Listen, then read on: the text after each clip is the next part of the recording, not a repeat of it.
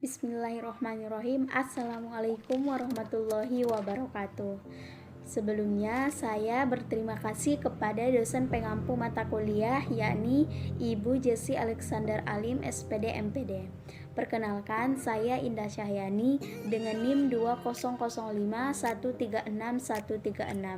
dari kelas B Prodi Pendidikan Matematika. Di sini saya akan membahas mengenai pendidikan seumur hidup. Nah, adapun materi yang akan saya bahas, yang pertama konsep pendidikan seumur hidup, dan yang kedua pendidikan seumur hidup dalam berbagai perspektif. Nah, langsung saja yang pertama yaitu konsep pendidikan seumur hidup. Pendidikan seumur hidup yaitu usaha belajar dan proses pembelajaran yang berlangsung terus-menerus dalam keseluruhan tahap hidup seseorang sejak lahir sampai meninggal dunia. Proses pembelajaran yang berlangsung secara kontinu tidak terbatas dengan waktu, tempat, materi maupun program kegiatan belajar, dan pembelajaran berlangsung secara formal, non-formal maupun informal. Nah, proses pendidikan seumur hidup ini dilakukan oleh seluruh lapisan masyarakat. Nah, pendidikan seumur hidup ini bagi umat Islam jauh sebelum orang-orang barat menganggapnya, Islam sudah mengenal pendidikan seumur hidup, sebagaimana yang dinyatakan dalam hadis Nabi Muhammad SAW yang berbunyi, "Utlubul ilma minal mahdi ilal lahdi", yang artinya tuntutlah ilmu dari buayan sampai ke liang lahat. Nah, sehingga konsep pendidikan seumur hidup ini dapat kita simpulkan bahwa pendidikan sepanjang hidup adalah suatu rancangan pendidikan yang dimulai dari lahir sampai usia tua atau saat sudah mau meninggal dunia. Nah, yang kedua, pendidikan seumur hidup dalam berbagai perspektif. Nah, dasar pemikiran pendidikan seumur hidup ini ada 6. Nah, yang pertama yaitu tinjauan ideologis.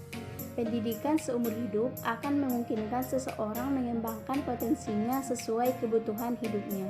Pada dasarnya, semua manusia dilahirkan ke dunia mempunyai hak yang sama sejak lahir, yang memungkinkan ia juga memperoleh pendidikan dan peningkatan pengetahuan dan keterampilan seumur hidupnya. Dengan pendidikan seumur hidup, ia akan mengembangkan potensi-potensinya sesuai dengan kebutuhan hidupnya, dan menjadi kewajiban bagi setiap penguasa dan atau kaum intelektual dalam masyarakat untuk menyelamatkan rakyat dari bahaya kemelaratan dan kebodohan, sebagaimana telah dituntut oleh rasa keadilan sosial. Nah, yang kedua yaitu tinjauan ekonomis. Pendidikan adalah cara yang paling efektif untuk keluar dari lingkungan yang menyeret kepada kemelaratan dan kebodohan. Buta huruf dan kurangnya pendidikan merupakan masalah yang banyak terjadi di negara berkembang. Dan di era globalisasi seperti sekarang ini perlu mendapatkan perhatian yang serius. Dan cara yang paling ekonomis keluar dari krisis ini adalah dengan pendidikan. Pendidikan seumur hidup memungkinkan seseorang untuk meningkatkan produktivitasnya, memelihara dan mengembangkan sumber-sumber yang dimilikinya, memungkinkan hidup dalam lingkungan yang lebih menyenangkan dan sehat, menguasai kebiasaan dan prinsip hidup pribadi dan lingkungan yang sehat, serta memiliki motivasi dan dalam mengasuh dan mendidik anak-anak secara tepat, sehingga peranan pendidikan keluarga menjadi sangat besar dan penting. Nah, yang ketiga yaitu tinjauan sosiologis. Pada umumnya, di negara-negara yang berkembang, masih banyak orang tua yang kurang menyadari akan pentingnya pendidikan formal bagi anak-anaknya. Oleh karena itu, masih banyak masalah anak-anak, antara lain kurang mendapatkan pendidikan formal, putus sekolah, bahkan tidak sekolah. Akibatnya, bertambahnya buta huruf dan rendahnya produktivitas. Nah, selain itu juga akan membuang sumber-sumber nasional yang terbatas. Oleh karena itu, pendidikan seumur hidup merupakan solusi yang paling tepat bagi para orang tua untuk mengatasi masalah tersebut. Nah, yang keempat, tinjauan politis. Negara-negara demokrasi menginginkan seluruh rakyatnya memiliki kesadaran hak pilih dan pendemokratisasian di dalam reformasi, seperti menuntut setiap warga negara untuk berpikir dewasa.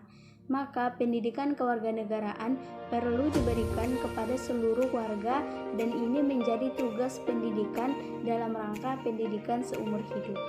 Nah, yang kelima, tinjauan teknologis dan kultural.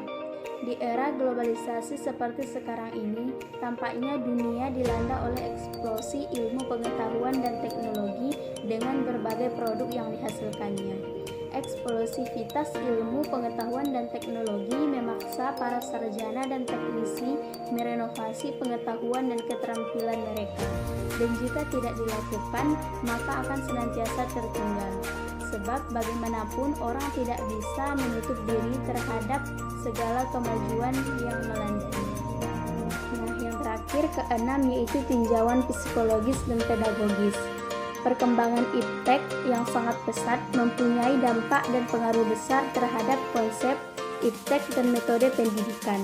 Oleh sebab itu, yang perlu dilakukan sekolah yaitu mengajarkan bagaimana cara belajar yang benar, menanamkan motivasi yang kuat dalam diri anak didik untuk belajar, memberikan keterampilan pada anak didik untuk lincah dan dapat menyesuaikan diri dalam masyarakat yang berubah secara cepat. Sekian pembahasan dari saya. Kalau ada kesalahan, saya mohon maaf dan terima kasih. Wassalamualaikum warahmatullahi wabarakatuh.